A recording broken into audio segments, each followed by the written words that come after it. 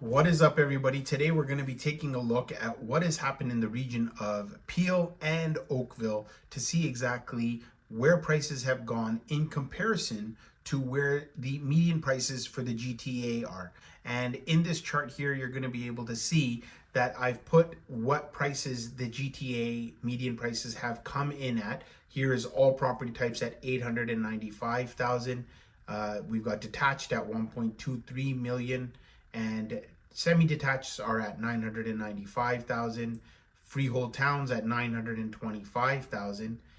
Condo apartments are at $612,000. I will also post the number of listings that actually took place last year at this same time to see whether or not the market is going to start crumbling with an increase of inventory. We're going to take a look at Vaughan, Brampton, Mississauga, Oakville to get an idea as to how far those numbers have slid or perhaps increased depending on the property type compared to the GTA values. So we're going to take a look here at Vaughan, and first thing is if you're going to look at this graph here, you've got pretty much three property types that dominate the property distribution type in the city of Vaughan. You've got detached condo apartments and attached townhomes. And let's just see exactly what has happened in each property type. So here you've got Vaughan, you've got a median price now of 1.164.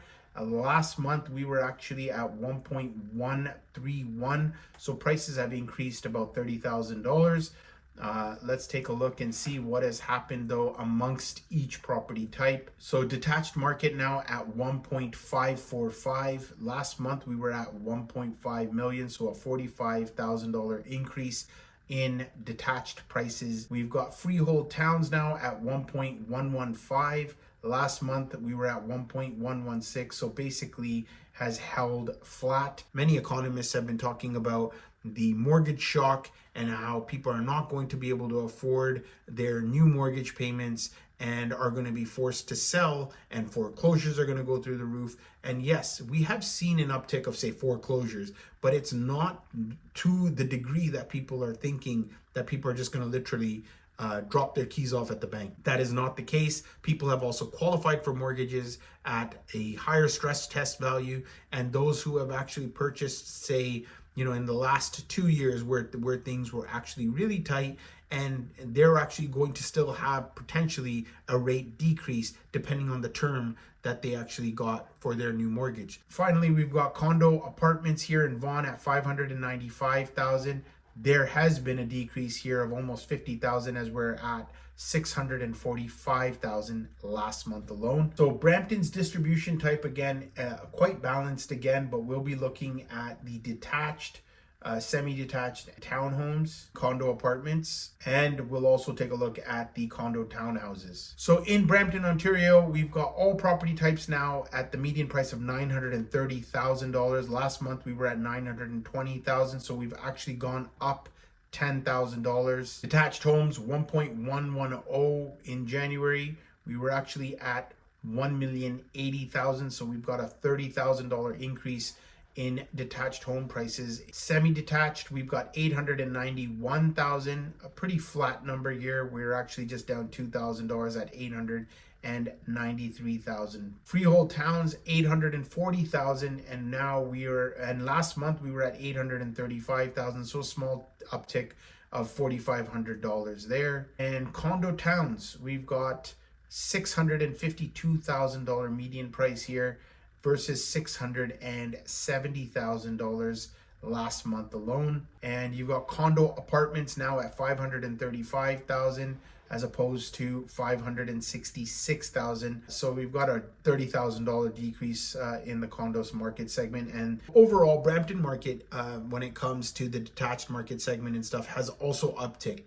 Some small decreases, relatively flat overall in other segments, which actually now helps the market in Brampton, Ontario. Now, if we look at what happens in Mississauga, Ontario, Mississauga again has quite a balanced property type distribution also. You've actually got condo apartments first, followed by detached, and then condo towns and semi-detached. So we'll take a look at what has happened there also. In Mississauga, we've got a median price now of $925,000 as opposed to last month's numbers of $895,000. We've had an increase of $30,000 in across all property types. Here we have detached homes now at 1.350.